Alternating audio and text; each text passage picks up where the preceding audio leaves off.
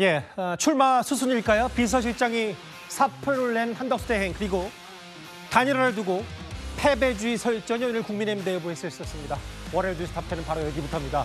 이 앞으로의 열흘이 보수 쪽에는 정말 중요한 이 시간과 흐름이 될 듯합니다. 국민의힘의 대선 경선 일단 내일 2명으로 추려지는 게 오후 2시에 발표되는데요. 물론 과반이 넘으면 내일 바로 최종 후보도 확정이 됩니다. 그런데요, 이 비슷한 시점에 이제 본격적으로 한덕수 대통령 원안대행이 출마 수순에 들어간 것 같습니다. 손영택 국무총리 비서실장이 불출석 사유서를 제출했습니다. 일신상의 사유라고 했는데요. 오늘 회의에 당장 출석할 수 있도록 해주실 것을 요구합니다. 양당 간사가 합의만 하면 출석을 의결하고 합의하고 우리가 의결을 하면 되지 않겠습니까? 아마 실무 준비하려고 나가는 것 같은데요. 빨리 양당 간사가 합의해서 의결할 수 있도록 좀 조치를 좀 취해 주시는 게. 네, 드디어. 그동안 고생 많으셨어요. 고생 많으셨어요. 제가 직접 말씀드릴 수 있는 사항은 아니고요. 저는 주어진 소임을 헌법과 법률에 따라서 수행할 뿐입니다. 네. 다시 한번 또 권한대행을 맡게 수도 있는데 지금 가정을 갖고 제가 말씀드릴 수 있는 건 아닙니다. 네. 일단 아직 한덕수 대행의 본인 입에서 직접적으로 본인이 출마하겠다 안 하겠다라고 얘기한 부분은 없지만 여러 가지 흐름으로 미뤄 짐작하신 부분이 오늘 상당히 많습니다. 먼저 이현정 의원님. 네. 출마 수순 아니냐. 특히 최측근인 비서실장이 사표를 냈다. 이런 보도가 나왔습니다. 어느 정도 의미라고 봐야 될까요? 일단 한덕수 대행에게는 만약에 출마를 할 경우에 남은 시간이 그렇게 많지가 않습니다. 5월 4일이면 공직 사퇴의 시한입니다. 그 이후에는 출마를 할 수가 없게 돼 있죠. 자, 그러니까 이제 이번 주 중에는 이제 결단을 내려야 되는데 일단 오늘 들어서 총리실 비서실장 손영택 비서실장이 사표를 냈다는 것은 아마 이제 출마를 위한 첫 어떤 이 행보가 시작된 게 아닌가 싶습니다. 예.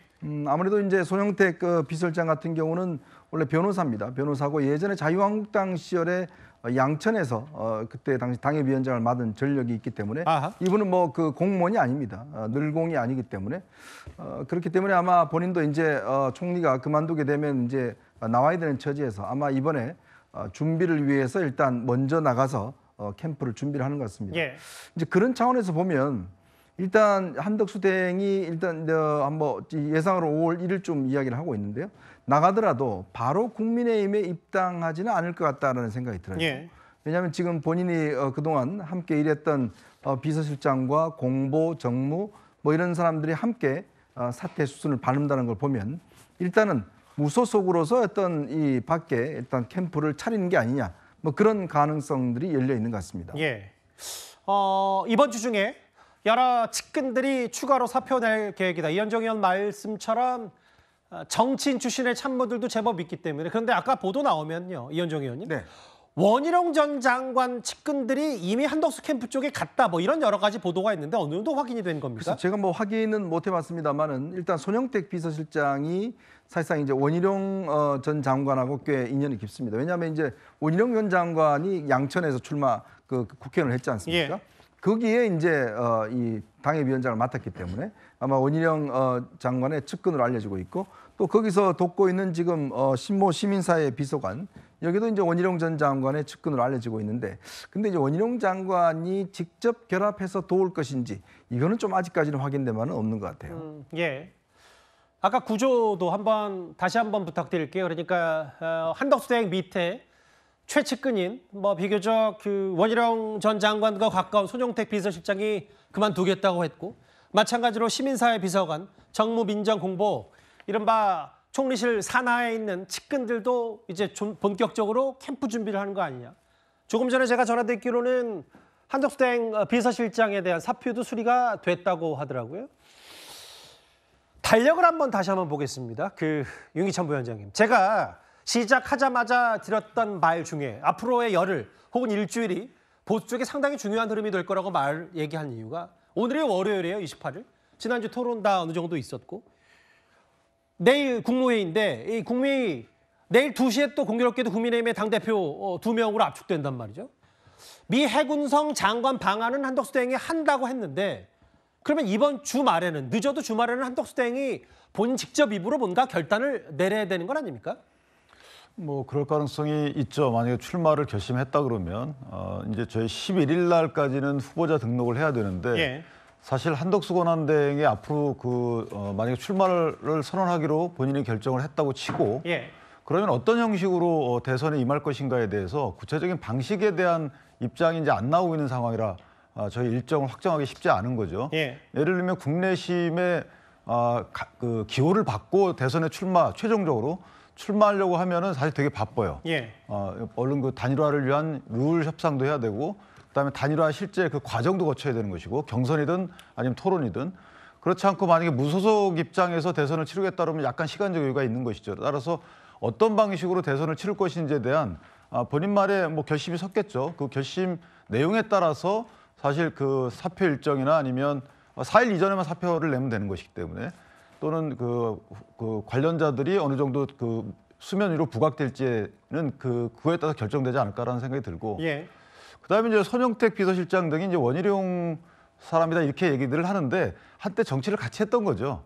뭐 이렇게 커오는 분들이기 때문에 아직까지도 원장관 사람이다라고 평가하는 것은 저는 사실 그게 적절한지는 모르겠어요. 왜냐하면 여러 사람들, 여러 정치인들도 본인이 한때 같이 했던 분들이 있는데 그 같이 했던 분들의 사람으로 네이밍하는 것이 한참 이어도 맞는지에 대해서는 좀 의문이다. 그럼 이제 본인이 예를 들면 다른 현재 원희룡 장관 곁에 있는 다른 분들이 해당 캠프가 구성이 되고 그 캠프에 들어가면 몰라도 이미 이제 손영택 그 비서실장의 경우에는 한덕수 총리의 청문회 준비단부터 시작을 했거든요. 그때 시작을 해가지고 민정수석, 민정실장을 거쳐서 비서실장까지 올라간 거기 때문에 전격적으로 지금 투입됐던 사람이 아니라는 거죠. 따라서 그렇게 평가하는 것은 아직은 좀 마땅한지는 제가 잘 모르겠습니다. 알겠습니다. 제가 조금 전에 언급했던 부분이 밑에 내용으로도 나오네요. 총리실이 비서실장 사의 표명 당일 오늘 비서실장 사표를 수리했습니다. 총리실 한덕수 대행이. 여기 보면 앞서도 말씀드렸다시피 여기 그 국무회의 날 국민의힘의 내일 2시에 2명으로 압축된 혹은 과반이 넘으면 1명으로 최종 후보가 뽑히는 거고요. 그래서 5월 3일에 국민의힘의 최종 후보가 결정이 되는데 5월 4일이 대선에 나가려면 공직자 사퇴 마감일입니다. 그래서 목금 중에 한덕수 대행이 결단을 내릴 수밖에 없는 시간이 많지 않아서요. 다음 화면을 좀 보겠습니다. 성춘 부장님. 한덕수 대행의 출마를 상수로 두고 출마한다고 거의 뭐 90% 이상 했을 때 보수 진영의 차기 대선 주자 적합도 한덕수 대행이 일부에서는 9% 정도 나온 흐름. 이런 부분을 전반적으로 어떻게 평가하시겠습니까?